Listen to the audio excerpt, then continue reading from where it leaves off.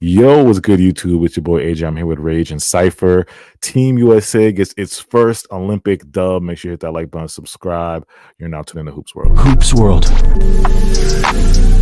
We played that I want to kill everything in front of me. So 670. I hit the streets just to get a bag. I pack, he got toe tagged. I punched the nigga for shorty. I'm John Woo with the 40. You not gang nor the homie. Don't bum me, no, you don't know me. Gang shit, members only. You wasn't there, I was lonely. You wasn't there, I was lonely. Dog nights, blicky on me. I was just stacking my commas up. Head down, trying to run it up. Yes, sir. So after I feel like the USA was a little, people, NBA fans were like, I don't know about this USA team coming into this, with the exhibition games, but hey, they came out against Serbia. It looked a little scrappy in the beginning. Serbia went on a little 10-2 run early on. I remember Rage, you texted me about the starting lineups. What were you so upset about the starting lineups that you saw about Steve Kerr? It was just, one of the things obviously we talked about in the last video was, why are you starting Drew Holiday, Steph Curry, and it was just interesting. And Devin Booker, Devin start? Devin Booker, right? we started all of those guys. Again, we've consistently put out the same line. That was insane to me. Obviously we were already talking about we got to switch something up. We knew KD was coming back. He wasn't starting. I understand that. We'll get into him obviously in a little bit. Yeah. But it was just, wow, these 3-guard lineups again. What is the obsession with this? And then you think about it, and then you're like, you know what? We've been right this whole time. They went on that 10-2 run, and then you're just like, okay. Yeah. Okay. Yeah. Okay, obviously Embiid was still starting. He played 11 minutes tonight. He played 11 minutes today. Yeah. Come on, man. Come on. He went with the same starting lineup. We'll see what happens next game, but it's just, it was the same stuff, and the same stuff happened. And the rotations, Steve Kerr. We knew it. Yeah, Steve Kerr has been lacking on these rotations. Like we talked about last video, it's just his coaching style is just very, very hard to. I don't know. It's just not right. Because to me, I think we should have had Eric Spoelstra be our USA coach. Because at least pick the best coach. I know Steve Kerr has the most experience and even his championship, but you got to get somebody who's really good at X and O's, gelling, managing personalities, because these guys all have egos. They're the best stars in the world.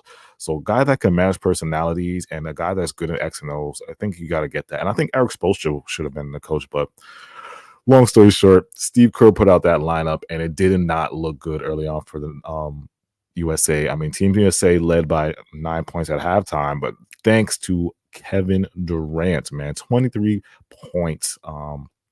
Talk about a little bit about KD, Syph.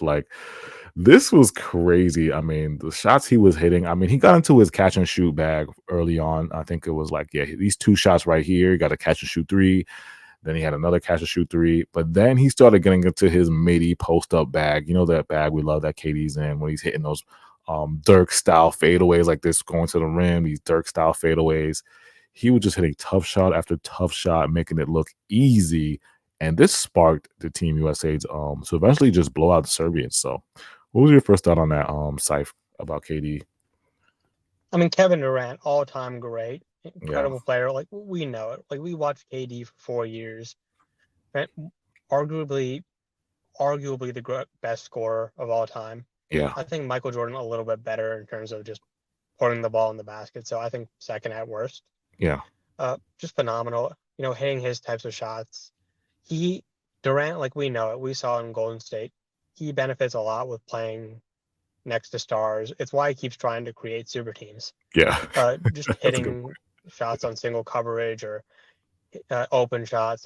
He is fantastic at it. And especially, he likes that Olympics ball. He likes that international. Yeah. Yo, people sleep on FIBA KD. FIBA KD is a different style KD, because every time I watch KD in FIBA, it's like another switch. And you saw the gold medal with the World Cups he's had. I think he's climbing up there as having the most gold medal. I think he might have passed Melo. Did he pass Melo? He might have passed Melo. I think Melo was the number 1 guy for basketball, many gold medals.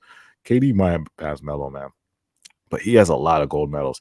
But going back on when KD's this efficiency, if KD can keep this up, he could save Team USA, because I looked at the groups and Team USA is in a very weak group. No shade to the other teams that are in there. I think it's Well, South Sudan is a little bit of tough competition. Serbia, I think Puerto Rico, like those teams are not really like the best team. I think there's like a group where it's like Germany, Spain, all the best teams are in one group, and then USA is in like the least kind of the weakest group. So Wednesday they play South Sudan, so I think that will be a test. But basically their highest test in this group. So we'll see what happens going forward with Team USA. But last thing I want to get to is the Jayson Tatum and the Tyrese Halliburton. So Jayson Tatum, we saw the hate online. People were like, "Oh, Jayson Tatum getting carried again." What do you think? Do you think Steve Kerr just made an error? Like this is just bad malpractice, or do you think Jayson Tatum is not particularly needed for Team USA to win? Like, even though he's possibly a top 10 player, would you consider JT top 10? I would. I know Bill Simmons is having a heart attack right now. It just, I mean, if you look at the minutes distribution, it's just, I don't know. There are just so many players on this team. Yeah. You could definitely find a room for him. I mean, you could maybe cut LeBron's minutes by a few, but with LeBron James playing as well as he did and Durant playing as well as he did, maybe I guess Derek White, you could cut his minutes and find room for him. I mean, this team is just so stacked. Yeah, I don't want to say like you can't find him, but Tatum is a top 10 player. Like he is one of the best small forwards in the NBA. A lot of skills. So I don't know. Like it is weird that he didn't play specifically. What do you think, Rage? Yeah, almost same thing. It's insanely odd that a player of Jayson Tatum's caliber is not playing for a team like Team USA when, we have Derek White getting minutes over him. I understand that their play styles are different, but the skill, if you want to look at it, then it's like, yo, if you want to look at it that case, it's like, why is he putting out these starting lineups then? Yeah. Why is he putting out these starting lineups? Jayson Tatum could arguably start. Yeah. Like Yeah, he it's could true. like if we're going off that, and then the thing is too, if we're going to go off play style, look how the Celtics did when he wasn't even playing good. They were still winning. And we Yeah. have way more talent. Like the talent, obviously the Celtics won the championship, but Yeah. everybody in general, the talent is there. Jayson Tatum is going to be, a type of player that'll help out. It's insane that he didn't get time, but like I mentioned earlier, it was just the first game, and although he's put out the same starting lineup every single game, and we obviously knew that, and we've talked about Embiid, we've talked about the fact that Drew Holiday, Steph Curry, and Devin Booker should all not be starting together. Yeah. But after a game like this, where we have to start taking stuff seriously, things could change. We could get a different starting Yeah, lineup, I and got a Jayson quote. Tatum could very well be getting quite a bit of minutes next game. I got a quote from Steve Kerr. He said, he said he admits Tatum was a straight up DMP. I went with the combinations that made sense. That was for tonight. He handled it well. He'll make his mark.